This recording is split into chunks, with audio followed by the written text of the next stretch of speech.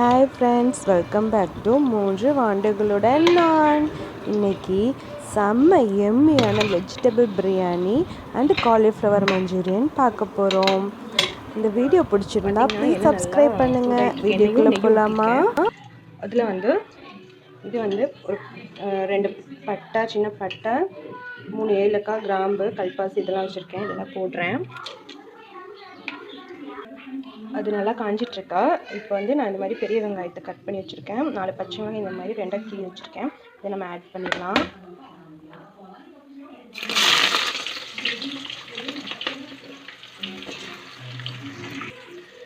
பார்த்திங்கன்னா 1 கிலோ பிரியாணி செய்ய போகிறேன். அதுக்காக ஒரு 3 பெரிய வெங்காயம் வச்சு போட்டிருக்கேன். ஒரு 4 பச்சை மிளகா கீரி போட்டு அது நல்லா வணங்கட்டும். வெங்காயம் வணங்கிறதுக்காக கொஞ்சம் கல்லுப்பு போட்டுக்கலாம். வெங்காயம் வணங்கிட்டுருக்கு ஃப்ரெண்ட்ஸ். பக்கத்தில் பார்த்திங்கன்னா இந்த இதுக்கு தேவையான பிரியாணிக்கு தேவையான கேரட்டு, பீன்ஸு, பட்டாணி பார்த்திங்களா, இந்த 3மே ஒரு 2 விசில். பட்டாணி நைட்டே ஊற வச்சுட்டேன். 2 விசில் வச்சுருக்கேன். அப்புறம் பார்த்திங்கன்னா இது காலிஃப்ளவர் மஞ்சூரியன் செய்வேன். அதுக்காக காலிஃப்ளவரை நல்லா சுடுதண்ணியில் ஒரு கொதிக்க வச்சு கழுவி வச்சுட்டு அதில் உப்பு, மிளகாத்தூள், கொஞ்சம் சில்லி பொடி, அப்புறம் கார்ன்ஃப்ளவர் மாவு, அப்புறம் கடலை மாவு இதெல்லாம் போட்டு நல்லா கொஞ்சம் ட்ரையாக பிசைஞ்சு வச்சுருக்கேன். நல்லா வதங்கிடுச்சு. இந்த ஸ்டேஜில் இந்த மாதிரி கொஞ்சம் ப்ரௌனான இந்த ஸ்டேஜில் வெங்காயம் இங்கே புதினாவும் மல்லித்தலையும் நல்லா கழுவி வச்சுருக்கேன். பொடியாக இருக்குது. இது நம்ம சேர்த்துக்க போகிறோம். 2 சேர்த்து ஒரு 2 கைப்பிடி நல்லா இது கிளறி விட்டுக்கலாம்.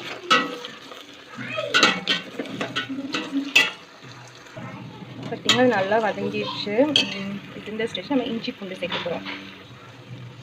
1 கிலோவுக்கு ஒரு 100 கிராம், கொஞ்சம் கம்மியாக போதும். நம்ம நான்வெஜ்ஜில் தான் 100 கிராம் ஃபுல்லாக போடுவோம்.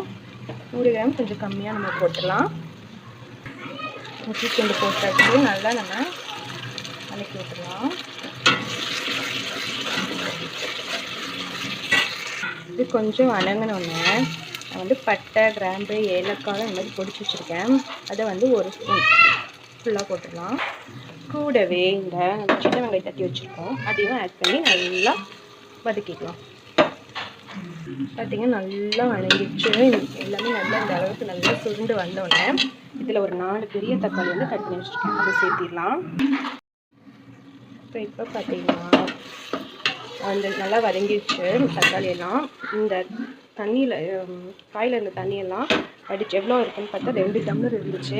இந்த காயை தூக்கி நம்ம பிரியாணிக்குள்ளே போட்டுடலாம். காய் போட்டிருக்கேன். அப்புறம் இது பார்த்திங்கன்னா கொஞ்சம் காலிஃப்ளவரும் எடுத்து வச்சு இதுக்காக அதையும் போட்டேன். அதெல்லாம் போட்டு நல்லா கிளறிடலாம். கூடவே இதுக்கு தேவையான கல்லுப்பு கொஞ்சம் போட்டுக்கலாம். பார்த்திங்கன்னா நல்லா காயெல்லாம் அது கொஞ்சம் வணங்கிடுச்சு. இந்த ஸ்டேஜில் இதில் 2 டம்ளர் காயோட தண்ணி இருக்குல்ல, அந்த தண்ணியில் இதில் ஊற்றிடுறேன். ஆக்சுவலாக எனக்கு 4 டம்ளர் அரிசி இருக்குது. அப்போ 8 டம்ளர் தண்ணி ஊற்றணும். 2 டம்ளர் இதில் ஊற்றியாச்சு. பேலன்ஸ் 6 டம்ளர் தண்ணி ஆட் பண்ணிக்கலாம். இதில் பேலன்ஸ் ஒரு 6 டம்ளர் தண்ணி ஊற்றுறேன். தண்ணி நல்லா கொதிக்கட்டும். நம்ம அரிசிக்கு தேவையான உப்பு எல்லாம் போட்டுட்டு டேஸ்ட் பண்ணி இது கரெக்டாக இருந்துச்சுன்னா கொஞ்சம் கொதிக்கட்டும். இது கொதிச்சிட்ருக்கட்டும். அது நான் கொஞ்சம் சின்னதாகிடுச்சு, பத்தாதுன்னு சொல்லிட்டு நான் வேறு பெரிய குக்கருக்கு மாற்றிட்டேன். இங்கே சில்லி வறுக்கிறதுக்காக எண்ணெய் சூடு பண்ணிகிட்ருக்கேன். சைட் பை சைடு நம்ம வறுத்துடலாம். சில்லி எண்ணெய் காஞ்சிடுச்சு. பார்த்திங்கன்னா நல்லா கொதிக்குது தண்ணி. நம்ம அரிசி இங்கே நல்லா கழுவி வச்சுருக்கேன். அரிசி ஊற வச்சு இதை ஆட் பண்ணிடலாம். பார்த்திங்கன்னா அரிசியும் போட்டு நல்லா பாதி வெந்துருச்சு அரிசி. இந்த ஸ்டேஜில் ஒரு அரை மூடி லெமன் பிழிஞ்சு விட்டுக்கலாம்.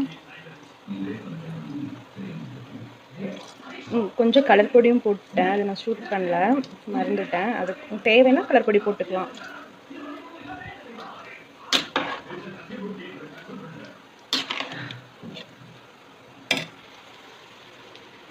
அப்படியே சைடில் காலிஃப்ளவர் வறுத்து எடுத்துகிட்ட ஒரு பேட்ச்சு, செகண்ட் பேட்ச்சு போடுறேன்.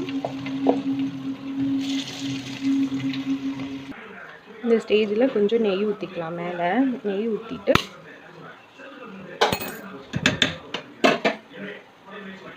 இந்த ஸ்டேஜில் நெய்யெல்லாம் ஊற்றிட்டு இந்த மாதிரி ஃபாயில் பேப்பர் வச்சு மேலே மூடி வச்சு கவர் பண்ணிடலாம். கவர் பண்ணி சிம்மில் வச்சிடலாம். இது வந்து நல்ல ஒரு தம் எஃபெக்ட் கிடைக்கும் நம்மளுக்கு. இது மூடி ஒரு 15 மினிட்ஸ் இருக்கட்டும். பாருங்கள், பிரியாணி சூப்பராக ரெடி ஆயிடுச்சு. வந்து நம்ம மூடி வச்சிடலாம். காலிஃப்ளவர் ஃபுல்லாகவே வறுத்து வச்சு நல்லா முறுன்னு வறுத்து வைக்கணும். இப்போ வந்து மஞ்சூரியன் செய்கிறதுக்காக அந்த எண்ணெயிலேயே கொஞ்சம் எடுத்துகிட்டு நமக்கு தேவையான எண்ணெய் வச்சுருக்கேன். சூடாக தான் இருக்குது. அதில் வந்து பொடியாக நறுக்குன பூண்டு, நிறைய பூண்டு போட்டால் நல்லா சூப்பர் ஃப்ளேவராக இருக்கும். பூண்டு கொஞ்சம் லைட்டாக கொஞ்சம் போதும். இதில் வந்து நம்ம பார்த்திங்கன்னா கேப்சிகமும் வெங்காயமும் நல்லா கொஞ்சம் பெருசாக அறுத்து வச்சுருக்கேன். அதை ஆட் பண்ணிகிட்ருக்கேன். இதுக்கு தேவையான உப்பு மட்டும் கொஞ்சம், வெங்காயத்துக்கும் கேப்சிகம் மட்டும் கொஞ்சம் உப்பு போட்டு நல்லா இதை வந்து நல்லா ஃப்ரை பண்ணிக்கலாம். கொஞ்சம் வதங்கட்டும். அந்த டொமேட்டோ சாஸும் சோயா சாஸும் நல்லா கொதிக்குது. இந்த ஸ்டேஜில் வந்துட்டு இந்த கார்ன்ஃப்ளவர் வந்துட்டு இங்கே தண்ணியில் மிக்ஸ் பண்ணி வச்சுருக்கேன்.